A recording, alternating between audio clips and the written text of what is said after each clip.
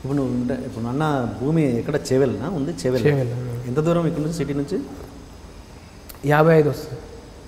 Okay okay. మళ్ళీ వ్యవసాయం చాలా ఎక్కువైపోయింది. మనం మళ్ళీ ఛానల్ విషయానికి వస్తే, ఛానల్ తర్వాత మళ్ళీ పర్సనల్ విషయానికి వెళ్దాం. టీవీ 9లో వచ్చాక మళ్ళీ సడన్గా కొంతమంది మానేసుడు జరిగింది. ఏది జాఫర్ ఇలాంటి వాళ్ళందరూ ఏంది కథ? ఏమన్నా మనకు తెలియదు. ఎందుకంటే వాళ్ళు కూడా 4-5 ఏళ్ళు అయినట్టున్నది కదా. నేను కూడా V6లో 4-5 ఏళ్ళకి బంద్ చేసి వాళ్ళు కూడా 4-5 ఏళ్ళు అయింది, వెళ్ళిపోయి ఉండొచ్చు అని నేను అనుకుంటాను. ఓకే.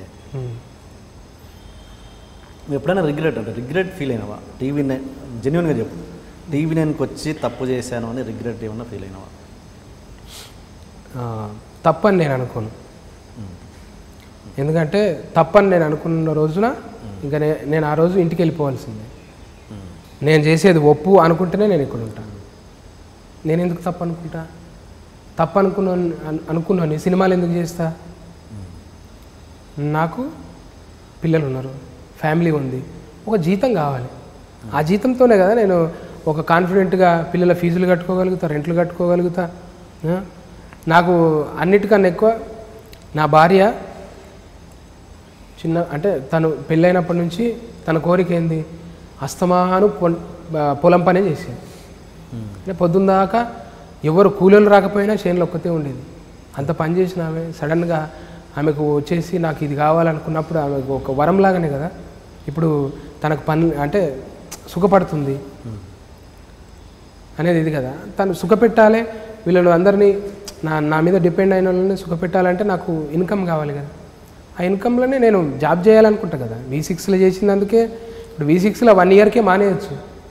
అంటే అంత సక్సెస్ వచ్చినాక సినిమా ఆఫర్లు కూడా వచ్చినాయి, నేను ఎంత అడిగితే అంత రెమ్యునరేషన్ కూడా వస్తుంది. మరి జాబ్ ఎందుకు మానేయలేదంటే సెక్యూర్ జోన్లో ఉండాలని ఆలోచిస్తాం కదా. ఇది ఎప్పుడు చన్నీళ్ళకు ఉడుకునీళ్ళలాగా ఇది ఒకటి చేస్తూ టీవీ, ఇంకోటి సినిమా, అల్టిమేట్గా సినిమా ఆర్టిస్ట్ అవ్వాలని. ఓకే.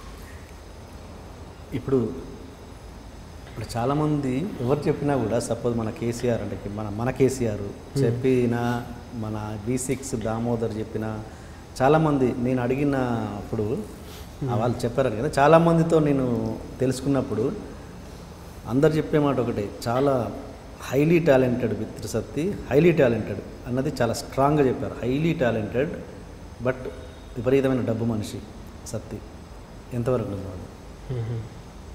డబ్బు మనిషి అంటే ఇక్కడ నేను సమాజ సేవ అనేది కాదు కదా, నేను చేస్తున్న సమాజ సేవ కాదు కదా.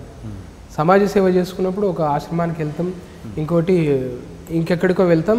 అక్కడ నేను ఎట్లా చేయాలో నాకు తెలుసు. ఇప్పుడు ఒక ఛానల్లో పని చేసుకుంటా డబ్బులు తీసుకోవద్దా? మరి తీసుకోవద్దా? నా వల్ల వాళ్ళకి ప్లస్ అయినప్పుడు నాకు డబ్బు అవుద్దా? చెప్పండి. మీకు టీఆర్పీ కావాలి, నాకు డబ్బులు కావాలి, ఇంతేనా? లేక మీకు ఇచ్చి నేను మాత్రం సైలెంట్గా ఇచ్చి నేను తీసుకొని పోతున్నా?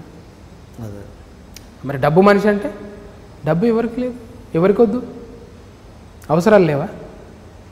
సరే, నీ అమ్మ ఇంత పేరు వచ్చింది కదా, ఏందా ఆ కారులో తిరుగుతున్నావు అంటే నీకు అనిపించదా?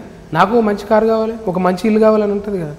డబ్బు మనిషి అంటే మోసం చేయనంతకాలం మంచివాడు. డబ్బు మనిషి అంటే నేను చేసే ప్రోగ్రామ్కి డబ్బులు అడుగుతా, అంతేగాని నీ దగ్గర డబ్బులు తీసుకొని ఎగ్గొట్టడం, ఇంకోటి ఏదో చిట్టీలు వేసి మోసాలు చేయటాలు, ఇట్లాంటివి ఏదో లేనిపోని పెట్టి ఎంటర్ప్రైజెస్లు పెట్టి మనుషులను చేర్పించటాలు, ఇట్లాంటివి నేను చేయను. అది మోసం. నేను పని చేస్తే డబ్బు కోసం, అంతే కదన్నా. నీ అదర్ యాంగిల్ ఎట్లా ఉంటుంది సతీ? మామూలుగా ఆధ్యాత్మికంగా కానీ సామాజికంగా పరంగా కానీ అదర్ యాంగిల్ ఎలా ఉంటుంది? అసలు ఉంటుందా ఉండదా? అదర్ యాంగిల్ ఎందుకు ఉండదన్నా? నేను పోయి కూర్చుంటా 2-3 గంటలు ఒక దగ్గర కూర్చుంటే ఒక వక్త చెప్తుంటాడు, అక్కడ కూర్చుంటా నేను. అది ఏదో ఊరు తెలియదు, ఎక్కడనో తెలియదు, కింద కూర్చుంటాం సాపలు వేసుకొని, లేదు గచ్చు మీద కూర్చుంటాం, బాజార్లో కూర్చుంటాం. ఆ యాంగిల్ ఎవరికి తెలియదు. అదే నేను డివోషనల్గా చెప్పేది. నాకు విపరీతమైన ఇంట్రెస్ట్. మనము ఇది కాదు కరెక్ట్. డివోషనల్గా ఎప్పుడైతే మనం దూరం అవుతామో తండ్రిచే ఇడిచిపెట్టిన కొడుకు ఆగమైనట్టే ఉంటుంది.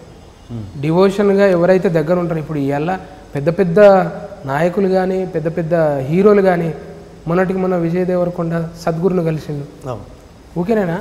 వీళ్ళకి మనం ఎంత పెరుగుతుంటే అంత స్ట్రెస్ అవుతుంటుంది కదా. దీనికి ఒక రిలీఫ్ ఎక్కడ ఉంటుంది? పైసల్లో ఉండదు, తిండిలో ఉండదు, ఎక్కడ ఉంటుంది? ఓన్లీ డివోషనల్గానే ఉంటుంది. మన అన్ని సమాధానాలు అక్కడ దొరుకుతాయి. వాళ్ళు చెప్పే ప్రతి మాట మనకు సూత్రంలాగా ఉంటుంది.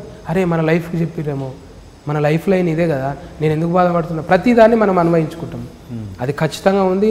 ఇంకా నేనైతే కొన్ని రోజుల తర్వాత నేను కూడా ఈ ప్రచార బాధ్యతలు తీసుకొని తిరిగినా తప్పలేదు, తక్కువ కాదు. నా రెస్పాన్సిబుల్ కూడా.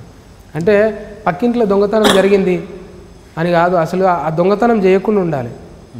దొంగతనం చేయకుండా ఏం చెప్పాలి? మన పక్కింటోడు దొంగ అయ్యిండు, మనం అంతోని మనం మాట్లాడలేము కాబట్టి అటు దొంగ అయ్యిండేమో. వానికి మంచి బుద్ధులు మనం కూడా చెప్పలేము. మనకు ఇవ్వడానికి ఉన్నాడా?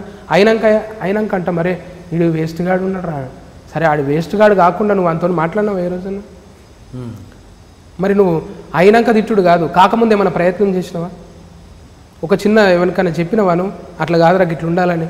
అయినాక చెప్పుడు కాదు, కాకముందు ఏదైనా ప్రయత్నం చేయాలని నేను అంట. నేను ఫ్యూచర్లో కూడా ఖచ్చితంగా నేను నేర్చుకుంటా. నాకు తెలిసింది మాత్రం చెప్పాలనుకున్నా. నేను తిరగాలి, పైసల కోసం కాదు. నేను మంచి యూత్ పాడు కాకుండా ఉండాలి. వాళ్ళు ఏదన్నా అడిక్ట్ కావద్దు, తాగుడుకు కానీ, స్మోక్ కానీ, డ్రింక్ కానీ వాళ్ళు అడిక్ట్ కావద్దు. వాళ్ళు మంచి లైఫ్. ఇలా రెండు ఉంటాయి. మత్తులో